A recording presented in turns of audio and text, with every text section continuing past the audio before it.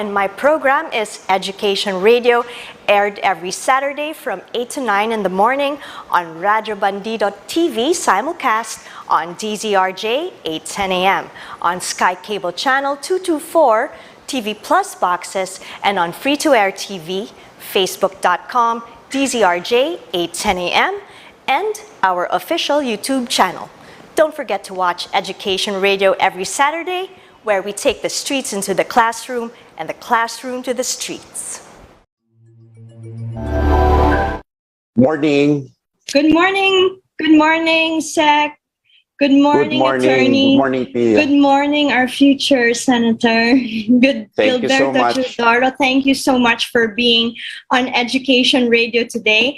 Just to give you a quick background, sir, this radio program especially started for our teachers all around the nation, for our DepEd teachers who have only their Saturdays, to basically tune in the morning and catch up with the latest on education, especially in the far-flung areas. And that is because I worked at DepEd with Undersecretary Jesly Lapos in those days, under your time also with President Gloria Macapagal Arroyo. So we thought that, and we firmly believe that radio would really help us also get through all our teachers, especially in areas where they have very little access to tools and learning. So thank you so much in behalf of all of our teachers, Secretary Gilberto Teodoro, for being on Education Radio today. Well, we also thank our teachers really very much for all their sacrifices and their service to the country, not only in teaching our young, being surrogate parents to our young, but also being health volunteers, because schools are also vaccination centers. Yes. So we have a lot of difficult tasks to really accomplish, and they are till today one of our biggest heroes as well. So I have total respect, just like you, sir, for all our teachers out there. I'd like to give an introduction for everyone. Former Defense Secretary Gilberto Teodoro Jr. said, when it comes to educational reform, it is a platform that he wishes to examine and take a deeper look into. He wants to ascertain the effectiveness of what and how it is being taught in all levels, and look into the content and condition of their learning materials, particularly the textbooks that can be outdated and damaged. Gibo Teodoro, a lawyer and the 1989 bar top-notcher, said higher education must be based on merit and should be free or affordable. It must be free to those who are truly deserving and affordable to those who can afford it and are also at the same time deserving. Gibo said that the state must invest in quality education starting at the pre-kindergarten level. He asserts that even in the electronic age, relevant content and face-to-face learning is essential. Again, sir, welcome to Education Radio. This is part of your 7 pillars. This is the second pillar, which is quality education that should be accessible to everyone. Sir, tell us more about this. Well, it's easy to say, accessible and quality education, but it will really need a thorough review, not only of the content, but of the systems. And after that review, you also have a baseline now of comparison with international standards, with emerging technologies, with emerging events, and with the new teaching skills and trends, particularly in the pre-K level, where a lot of psychology needs to be put into it, particularly in this age of distance learning, where social skills of the children are sacrificed, because they can't work as a group. Mm-hmm. In that sense, too, our teachers would have a more difficult task, really, of supervising and being examples to our children, because then the mentoring becomes detached because of the unavailability of continuous face-to-face learning. Yeah. Secondly, in the K-12, we really have to review the content, because the intent of the K-12 really is to have, as I see it, a junior college level. Now, when you enter, if you need to enter the tertiary level or college level, the main complaint is you have K-12, but why are our bachelor or baccalaureate degrees 4 years, not 3 years, as in other countries? No? And perhaps also, in order to stimulate interests, institutions of higher learning have to be capacitated to offer as much electives as possible, no? And to transform them not only to teaching institutions, but to actual research and development institutions. No, actually, ratings of universities in the world are based on the amount of R&D, the amount of publications their faculty come out with, and the amount of innovation that they can come up with. So basically, that is what we really need to do. And it will need a lot of cooperation, not only with DepEd, but with CHED and with the SWD too. And that's what probably you can call the total care package that you need to do. And it can't be done in one term, but if you spend a lot of time in analyzing and studying what needs to be done, even though you spend 2 to 3 years on that, the investment will be well worth it, because you don't want to embark on constantly changing or wrong programs, because then it will be money not well spent. Yes, I agree. You mentioned the total package, or the total educational package. And for our teachers who are listening out there, they will ask and say the total learning package will begin from the home, which is why you mentioned earlier early childhood education, or the pre-kindergarten level. You mentioned before, I've read it also, that beginning in daycare, and if you're not going through daycare, you're doing this at home. So significantly, we need to mention also, sir, that learning begins at home with the parents. True. Especially in these days and age where you have a conflict between the access to information of kids and the values that their parents need to impart. That is a very big challenge, because they're impressionable, and if they have access really, and you cannot restrict access to social media, to other influences, and the mentoring of the parents are not there, that because of the fact that maybe the parents really need to work, they don't have time to care for their kids, there should be a default mechanism by the state in order to provide the proper care, particularly when they are most vulnerable. Yes, I agree with that. So that is why we have the K to 12, but we're talking early childhood education, which is pre-kinder, pre-K, or pre-K, and hopefully the parents and teachers can work hand in hand with this. I have to say that this is very relevant, because by the time that the child gets into first grade, which is traditional schooling already, the beginning of traditional schooling, many of our teachers also often express how difficult it can be, where their children or their students don't know just very basic things that they ought to learn at home.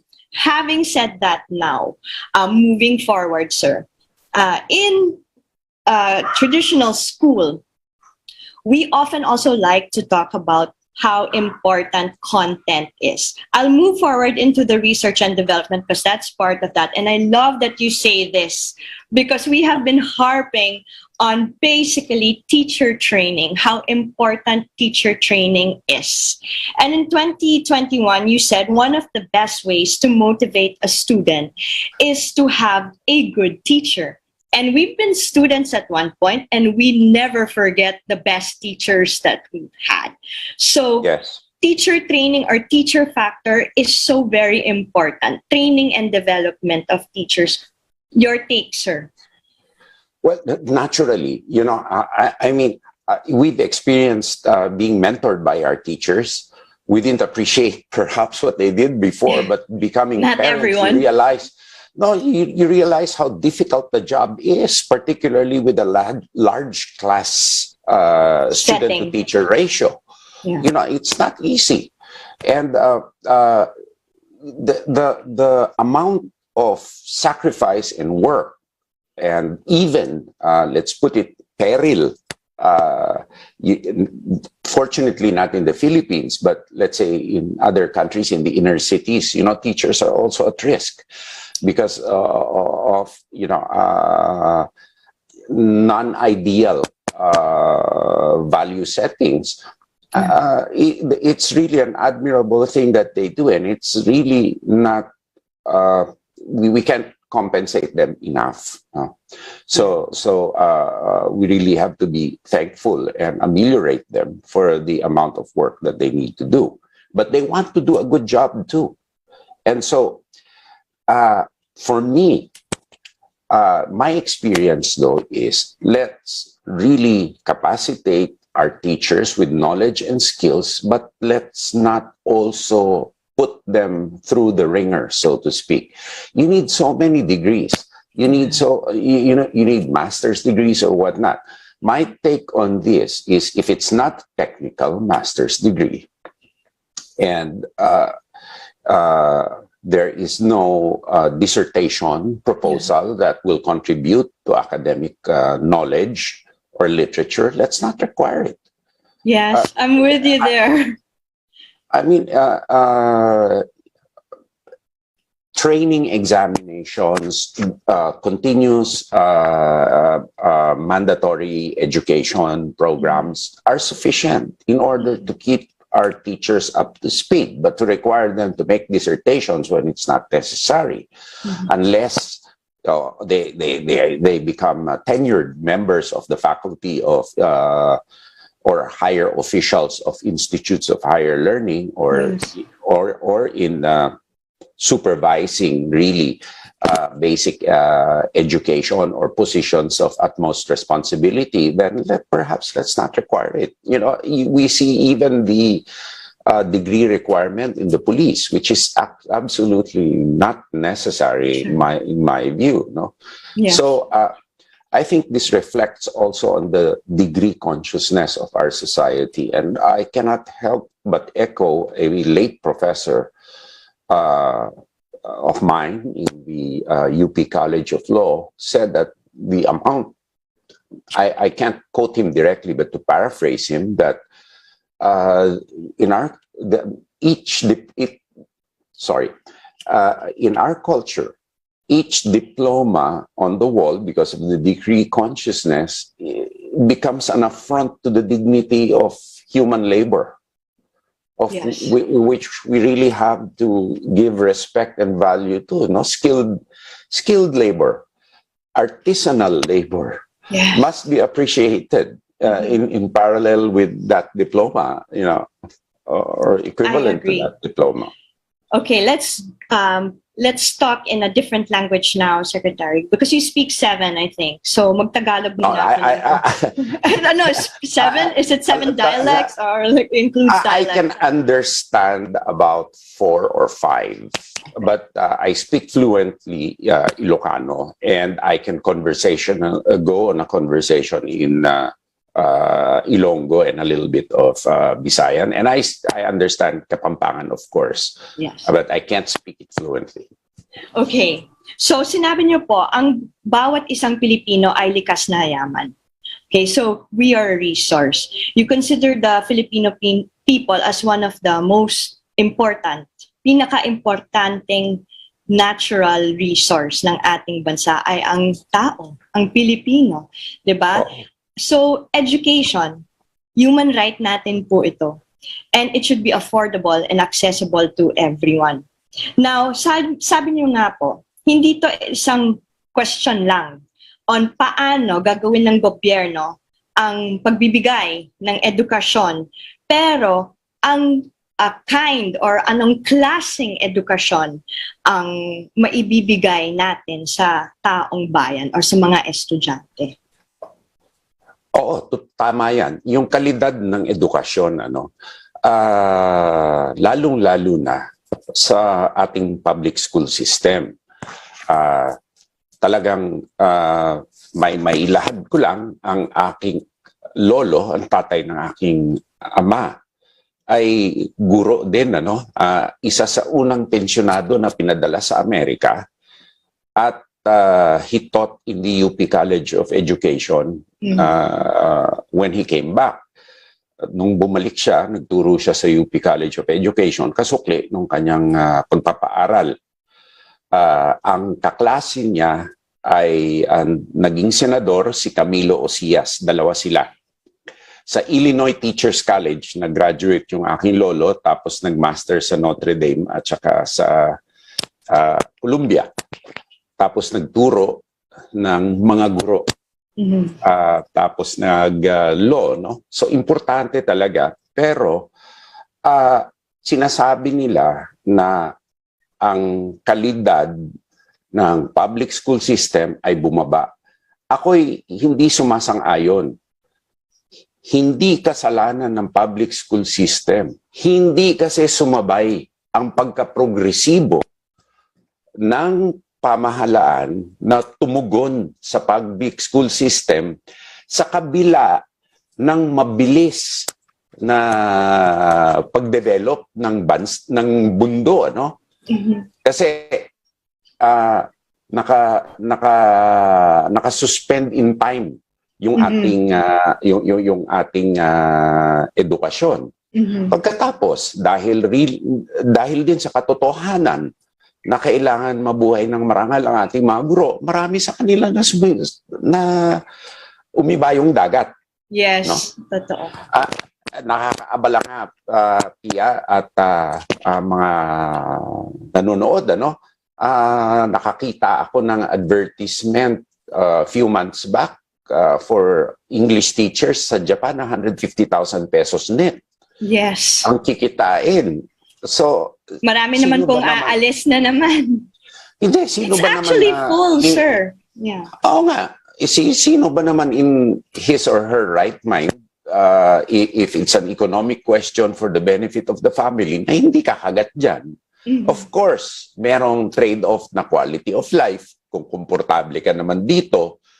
Pero syempre, kailangan may inganyo din na kahit kaunti man lang, na i-ameliorate natin ang mga kondisyon nila at ang kakayahan nila at ang pasilidades nila.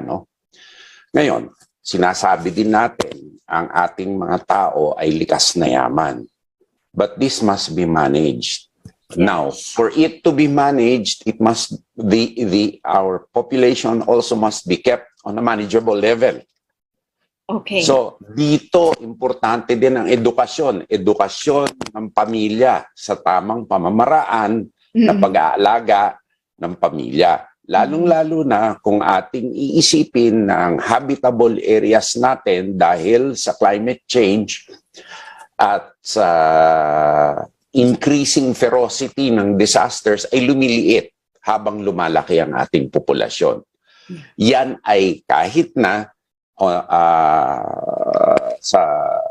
sa labas, akala natin walang koneksyon, malaki ang koneksyon dahil ang dami mong kliyente, nga na palaki ng palaki, pakonti naman ng pakonti, ang mga lugar o facilities na pwedeng tumugon sa kanila. Yung mga kliyente natin ay ang mga kabataan. Nice. So basic education reform naman po tayo. You speak rin, in line with this na sir, ituturo ko na rin. You speak of curriculum. And I love this part. The curriculum in basic and higher education. Kasi upgrade po tayo ng quality education. We're talking about quality education, so we need to upgrade. We need teacher training. At the same time, the students also need an upgrade. Sabay po kasi yan. Ang nangyayari po kasi sa amin, especially with DepEd teachers who, when we get to talking sa public schools, sinasabi nila, ma'am, ano pong gagawin? Halimbawa lang po, anong gagawin po namin? Paminsan grade 6, mas maalam pa yung estudyante kaysa sa amin. Kasi meron na silang digital world eh. Diba? So the children right now seem to be coping faster with technology. And we always say you need to be partners with technology also to the teachers. But some of them are also afraid of it, right? But they see that there already this discrepancy between them and their students. Well, iyan ay talagang mahirap din na transition, pero kailangan gawin from the paper age to the digital age at saka teknolohiya, kasi ang dami talagang masasagap dyan. Ako man, sa lingwahe, mahirap na rin mag-relate din sa mga kabataan dahil iba ng terminology na ginagamit nila sa panahon natin. Lalo-lalo na ang training ko ay bilang isang abogado, statesmanship training ngayon ay mas direkto ang means of communication at saka shorthand pa. Ngayon, siyempre, conflict din yan dahil ang ating mga guro ay ayaw yung shortcut na text lingo, no? Pero kung coded na yung ating digital messaging, kinakailangan mag-adapt din. So mahirap maghanap ng balanse, aaminin ko. Ako man ay humaharap dito sa hamon na ito, no? Yes. Ngunit kinakailangan talaga, palagay ko, phased in transition, may new breed na mga primary education teachers, pre-K, na bago na ang training module nila. Tama. Kasi hindi mo naman pwedeng biglain kung hindi hilaw ang mangyayari o mali ang mangyayari. Yes. And they Pero have yes. Go ahead, sir. Yeah, go ahead. Yes. Yeah. They have a lot on their hands already. The teachers are really overloaded. Oo, totoo yun. Malaki, overloaded sila. Tapos ang curriculum talaga, dapat siguro dinidesign na rin talaga ng dalubhasa. Lalo na ang ating kasaysayan, Kasi ang ating kasaysayan ay, sa tingin ko, the way we teach history o civics ay based on one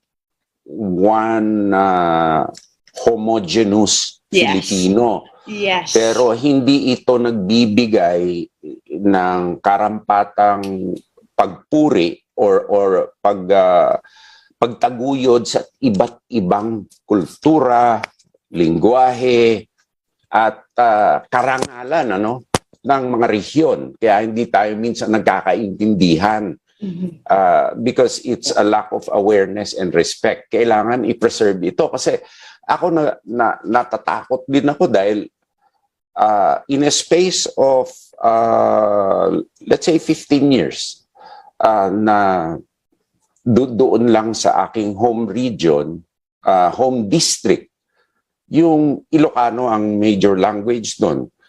Minsan, pag kinakausap ko sila, hindi na nila naintindihan. Masyado na daw malalim. So, ayaw kong mawala itong mga marka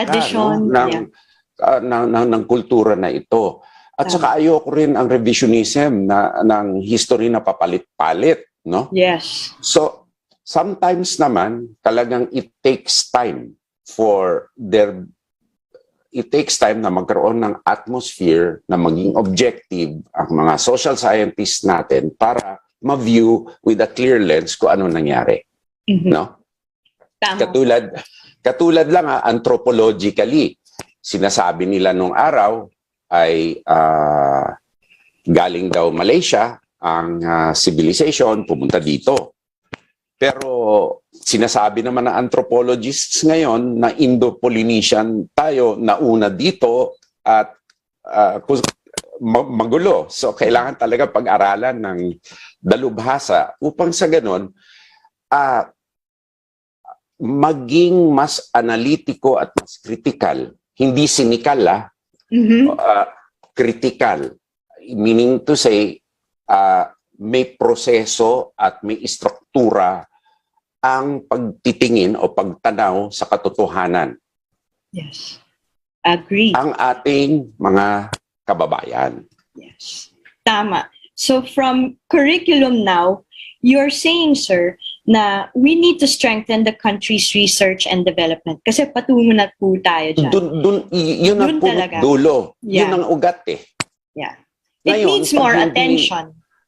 And it needs more investments. Yes. No? Ang problema kasi, for example, yung humanities, hindi ito quote-unquote sexy na courses, no? So, hindi ini-investan ito gaano sa aking palagay. I could be wrong. Pero ito ang kinakailangan, lalong-lalo na sa ating mga public servants sa bureaucracy, lalong-lalo na sa planners, sa geopolitics natin, sa international relations natin. Kinakailangan natin ng madalubhasa dyan. Ngayon, investments din sa ating technological research, no, and development para maging innovation society tayo, isa rin sa ating mga programa. At kailangan talaga mag-partner tayo because yung homegrown or appropriate technology natin nung araw, kahit na sa modernization nung araw, it's substituting locally made things which can be good at times. Pero right now, kasi sa technological world, kung may mas maganda na serbisyo, product, idea, or system, makipag-partner ka kung saan ito mabuting pinakamabisa at pinaka-cost effective na pwede kang makakuha ng technological transfer. At huwag tayong matakot magpadala ng ating mga kababayan na mag-aral sa ibang bansa. Kasi nung araw, kinatatakutan na hindi nababalik. Pero hindi ako naniniwala doon. Katulad ng Balik Scientist Program ng DOST, napakarami ng mga scientists natin na bumabalik at tumutulong sa ating mga bansa. Pati sa Armed Forces of the Philippines, ang mga pinapag-aral natin na ino-offeran ng teaching positions sa ibang mga bansa, bumabalik dahil may palabra de honor sa kanilang bansa at mahal nila ang kanilang bansa. Maybe like after a year, they come back. I've heard of this too, sir. A year or two, they come back and contribute. That's really what they want in the first place. Kasi At saka, Pia, they don't need to be physically here, actually. If you think about it, kasi they can hold online classes, the transfer of information right now. Hindi ba, yung distance learning nga sa medical field, pinakikitaan ka ng procedure na sa operating theater ka sa ibang bansa na may virtual nasisimulate mo. Partner na sila with technology at this point. Ginagamit na talaga. We need to do this. Many of us are afraid. In the future, pag may robotics, no? Yes. Nagiging borderless na talaga ang mundo paminsan-minsan. Hindi mo talaga makukontrola. Totoo yan. Right? And we shouldn't be afraid of it, sir. Dapat hindi tayo natatakot yan kasi ang robotics nga, mga 2006 pa siguro, marami nang nag-aaral ng robotics kabataan. So I wonder how they are doing right now. Baka sila na po yung gumagawa ng kung ano-ano sa ibang bansa. Hopefully, it's here. But these people, they like to go to another country for more opportunities, which is the reality, actually. Yeah. So itutugon din naman natin ang educational system natin sana. Hindi sa pangangailangan ng merkado sa ngayon. Siyempre, importante din yun para sa empleyo, no? At sa trabaho. Pero kailangan babalansehin din natin ng long germination na mga proyekto. Kasi, for example, kung iisipin natin ang mga investments na high risk talaga na baka walang nangyari, di sana hindi na nagkaroon ng mga bakuna laban sa COVID-19. Kasi nung ininvestan ito ng mga bansa, no, gobyerno, mga nag-invest dito, and they took the risk. Bilyon-bilyong dolar ang ininvest dito without even a certainty na magkakaroon ng positive result. That's true. Diba? That's true. What about naman po like higher education reform? Because tertiary is free. And we took a shift nga from student loans. You also said this before. From student loans to endowments for specialized education. And R&D, right? To help local or to help build local talent. Right? I love that you say this because you also mentioned earlier na meron na tayong balik scientist and meron din tayong balik probinsya. There's so much in our country that we haven't explored because if you're saying, and I believe this too, sir, that yun na nga, ang bawat Pilipino ay likas na yaman, ang Pilipinas mismo, ang talagang malaki po ang kayamanan ng Pilipinas that we have not really explored as much as we should because hindi na po rin natin alam ang geographical state ba ng mga probinsya natin. It's also my experience, sir, kasi when I go to the province, nakikita ko po yung mga barangay, halimbawa, hindi na po nila alam yung area nila, yung surrounding waters nila, and these are leaders, These are leaders in the barangays, sir. And for me, I always say it boils down to that education. But now, with tertiary education being free already, and we want to specialize in this local talent, what can we do so that when all these learners eventually go out in the world and decide to be public servants, for example, at least they don't only have basic knowledge, but they can move up, level up, I'd like to say. Talagang sa tingin ko, the basis really is rather than lecture type of teaching, kailangan research-based ang ating tertiary level education. Submitting papers, submitting concepts, discussing concepts rather than formulate, except for mathematics, naturally, and sciences, submitting dekahon na test papers. Kasi if you have a research-based teaching concept rather than lecture-based, yung process of learning, the method of learning, na nagkakaroon ng habits ng pagre-research, pagsasaliksik sa mga fields nila na tuloy-tuloy because learning is a lifelong experience, and upgrading your skills is a lifelong endeavor. Unfortunately, the realities of life hamper that, lalong-lalo na kung malaki ang responsibilidad mo sa bureaucracia, wala ka ng panahon para mag-isip dahil sa dami ng ginagawa mong trabaho. So, for me, that is a fundamental shift that needs to be done. And then, kailangan talaga maghuhubog ka talaga ng iyong mga scholars na nagpapakita ng kakaibang talento, habang bata pa. Kaya nandyan nga yung Philippine Science High School at the same kinds of institutions, And then you have to streamline this up. katulad din ng intermed program diyan sa UP na pinabibilis nga yung medisina sa mga extremely talented na mga tao, no? Na mga kabataan na magaganda ang entrance exam results nila, nagiging oblation scholars. Ganun din naman ang ating mga universities, ano, at kailangan talaga based on their geographic locations, magkaroon din sila ng specialties. Like I remember once nagpunta kami ng Tawi-Tawi because there was an extension school of mariculture sa Cebu, I think. The island of Cebu, kasi dun talaga pwedeng gumawa ng research and development. So, geographically, pwede yon.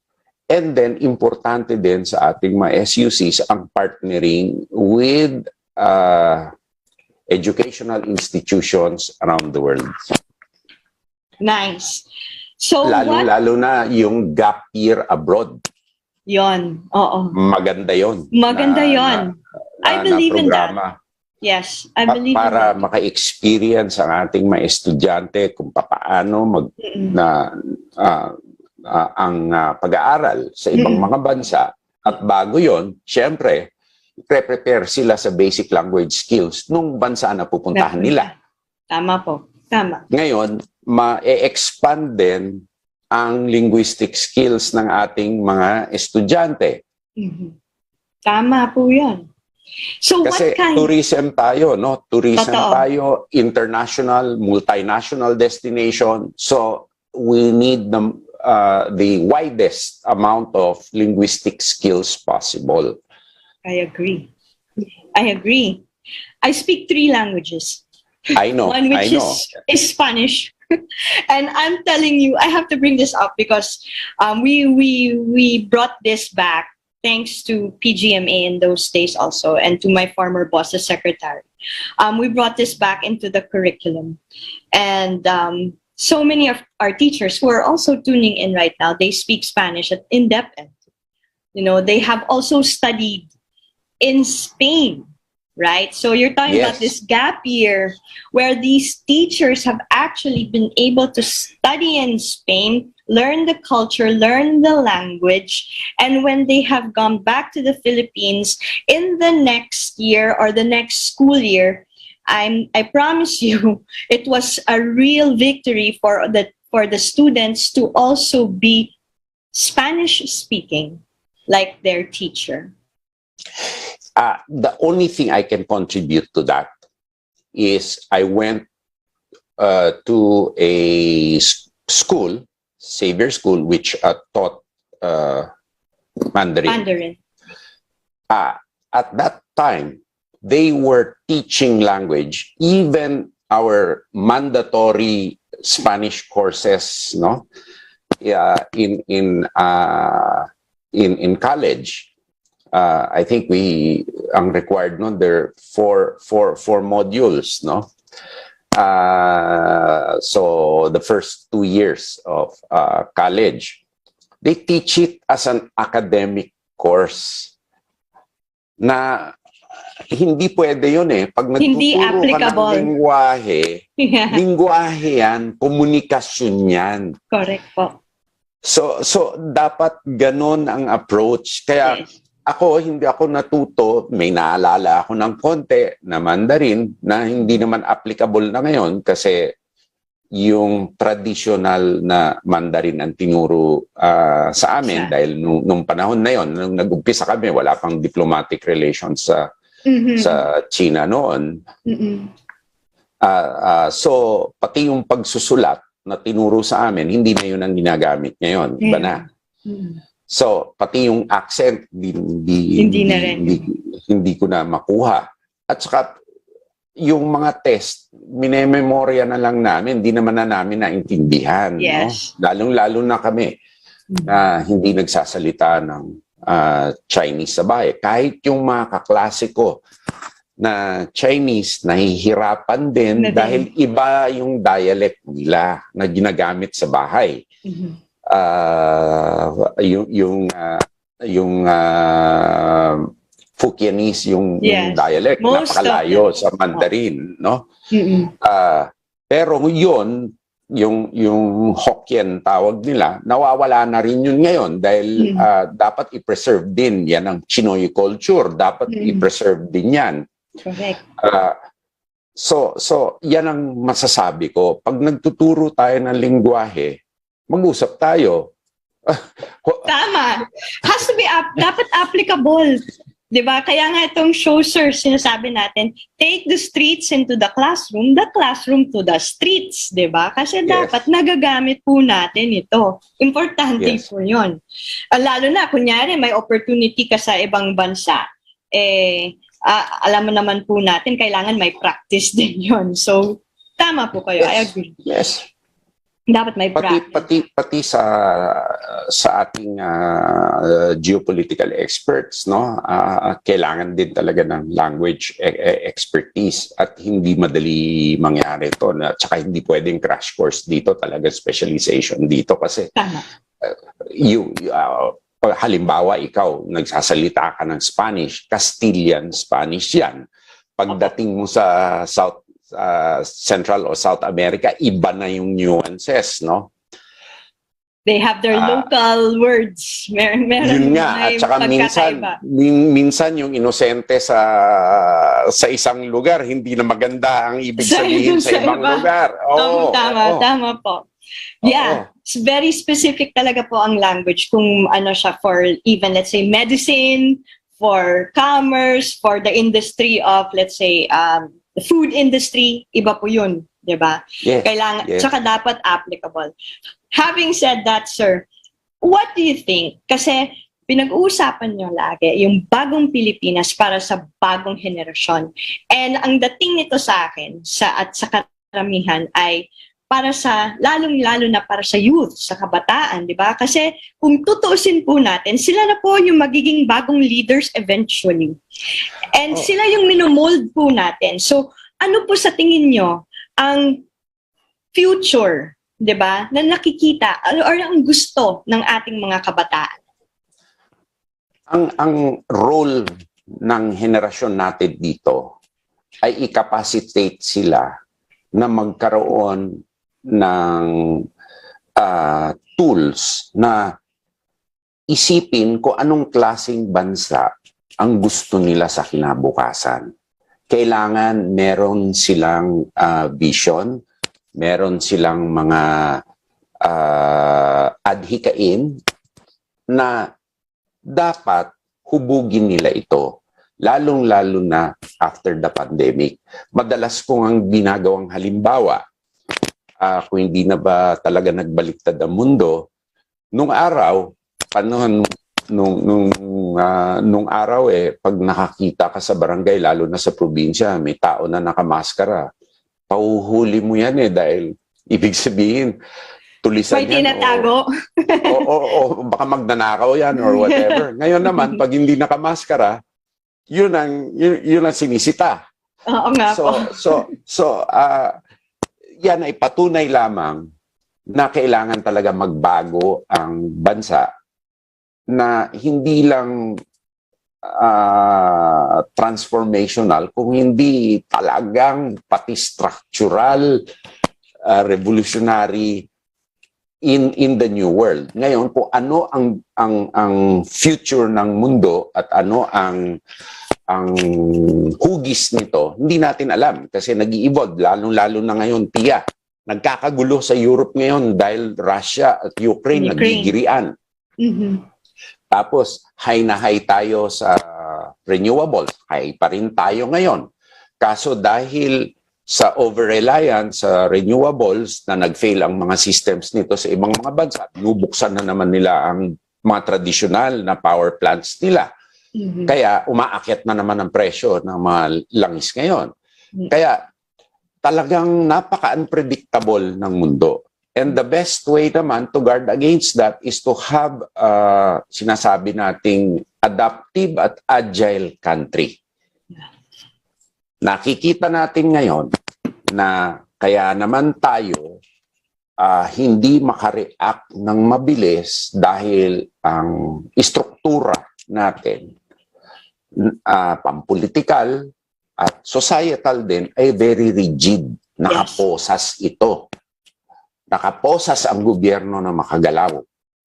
Dahil puro check, puro check, puro check. Walang tiwala. Ang foundation ng government, no, yung ating saligang batas, puro check yan. Kasi ang tingin ko, ang ating saligang batas ay isa lang ang purpose nito, na ma-erase yung nangyari before EDSA. Ngayon, tingin ko tapos na ito. Ngayon, wag naman tayong mapunta sa usapan na constitutional change dahil hindi rin ito sagot kung hindi na-build yung capacities ng ating constituent units. Ang ating physical capacities, infrastructure, local government capabilities, education.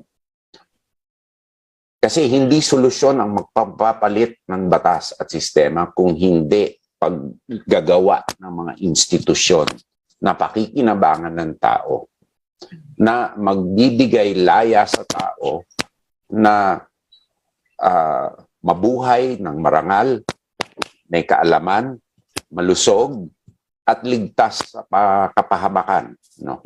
And then, magkakaroon na siya ng laya na mag-isip kung papaano pa ma-improve ang kanyang buhay at papaano makipagsapalaran or makianib sa governance, whether on the elective side. Ngayon, malihis din ako. Importante din, nag-uusap tayo ng edukasyon. Saan din tayo hindi nag-i-invest sa education? At napaka-importante nito. Kasi pag iniisip ng ating mga kababayan, gobyerno, ang unang pumapasok sa ulo nila, sino ang ihahalal natin bilang ating mayor, governor, presidente, senador. Huwag nating kakalimutan ang spinal cord nga ng ating gobyerno na nagbibigay ng continuity. Yan ay ang both national at local government bureaucracies na kailangan investan natin lang lahat ng pagkakataon ng edukasyon para magkaroon siya ng expertise kasi sila ang magbibigay ng policy guidance sa ating mga elected officers. At sila ang nagiging pagpapatuloy ng serbisyo sa pagpapalit sa harap ng pagpapalit ng mga administrasyon. Right. Ito ay napaka-importante para sa ating kinabukasan. That's a huge task. Maganda yan. Oo. Maganda yan sinasabi nyo. Kasi even from experience, my experience from compared to yours naman, sir, is very small. Pero nakita ko rin naman po yun sa DepEd na pagpalit po ng administrasyon, yung bureaucracia po, parang hindi sila equipped. Parang hindi po nila matatransfer kung ano po yung nangyari in the past administration for continuity. So, paminsan-minsan ang nangyayari, or hindi naman sa paminsan-minsan, pero ang totoo dyan, ang nangyayari is kailangan nyo pa pong habulin para po maituloy kung ano po yung napagsimulan. 'Di ba? At hindi po yan nanggagaling sa bureaucracia. Sad to say, yun ang experience, naging experience ko rin po. Yan ang sa tingin ko, kailangan pag-aralan natin kung paano natin mapapagtibay ang ating civil service from a formalistic system to really a knowledge-based system, no? At mag-invest tayo talaga sa ating mga bureaucrats, no? Nangyari naman ito nung araw. Napakadaming mga dalubhasa sa gobyerno. Sa katunayan nga, ang daming nakuha sa kabinete nung araw na galing sa akademik, no?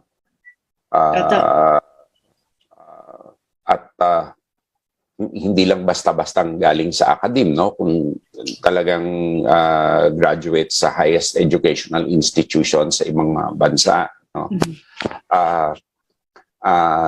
Baka pwede din tayo mag-second ng mga tao sa bureaucracy. Ang problema kasi, ang classification ng public officials at strictures dito ay napaka on the one hand inhibiting sa mga tao na tumulong sa gobyerno. Correct. Kasi napakaraming prohibisyon, napakaraming bawal, napakaraming Monday morning quarterbacking na magdesisyon ka ngayon based on the facts before you is a second guess ka. So, ito ay balakid or hadlang sa volunteerism na tumulong ang tao sa gobyerno at mag-participate. So, hindi lamang edukasyon, kung hindi insentibo na sumama sa gobyerno para mapabuti ang pamamalakad ng ating birokrasiya ang kailangan gawin. My last question for you, sir, and you can include here also the things that we do at the armed forces, because I know that we both went through that, but of course you more. In order for us to be able to understand that way of life and contribute to being part of the armed forces of the Philippines, we actually had to live it, right? I'm reserved, so we had to live it, we had to know it, we had to understand it, we had to participate. And more students, the youth, are looking into this right now. They're looking for models, they're looking for examples. And when I talk to them, I watched a video of yours where you brought up this word that was very new to all of these young people, which was called perspicacity, right? And so everyone was asking me, even other students were like, Teacher P, what is perspicacity? And I said, let's listen to, former Secretary Gibob, but I want this applied. Although I know the meaning, I asked them, how can you apply this, right, in your overall educative life? And I said, it includes for me, and I know this is your standard well, and I've heard Mayor Inday Sara say this as well, this is also her stand, we need to be able to contribute, these young people, to nation building, be part of it. So in your words, and your last words na rin po, perspicacity in overall education, your overall educative life, right? Which includes being a nation builder. Actually, I want to attract people who are perspicacious. I'm not saying that I am one, because sometimes I can also be quite bookish. No? Ang perspicacity kasi ay parang sixth sense yan eh. Judicious choices. Yeah. Wise, practicable choices na pwedeng gawang plataforma na sustainable at doable. Hindi basta-basta sa teorya lamang maganda, kung hindi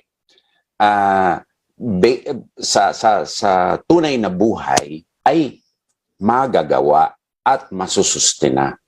So ang pinakamahirap na choices sa buhay, no? Hindi lang sa batas, sa lahat, ay hindi choice between bad and good. Kung hindi between competing, yung naglalaban na goods. Let's say sa tatlong good, naglalaban-laban yan. Ang tamang pagpili kung ano ang pinaka-importanteng kabutihan dito sa tatlo na kinakailangan gawin, yan ang perspicacity. At yan ay nakukuha, siyempre, sa sentido komon, sa pag-aaral, at sa karanasan sa buhay. At habang tumatanda ang isang tao, nagpapalit din ang judgment calls niya at based din sa environment at sa sitwasyon. So, lahat ng karanasan na maaring maranasan ng kabataan na makakadagdag sa kanilang kapasidad na gumawa ng informed at tamang desisyon may proseso yan. Magsaliksik sa pag may problema o may suliranin, magsaliksik. Tignan kung may karanasan, kung walang karanasan, magtanong. And then, pumili after you inform yourself. Siyempre, nandyan din ang values at ang kalooban natin, but as much as possible, ang ating desisyon na gagawin ay maging objective. Ngayon, sa paghuhubog ng isang bansa, lalong-lalo na sa paghuhubog ng mga leader, hindi ito ginagawa overnight. Yes. Katulad ng ibang mga bansa, bata pa yung ibang mga professionals, ang ibang mga sektor, hinuhubog na ito para maging future leaders. Nagiging junior ministers, nagiging junior leaders na. No? So, ito ay paglalakbay ng bawat kabataan. So, lahat ng maaring niyang maranas na mabuti, at syempre may masama din. Dahil dyan tayo natututo ng leksyon. No?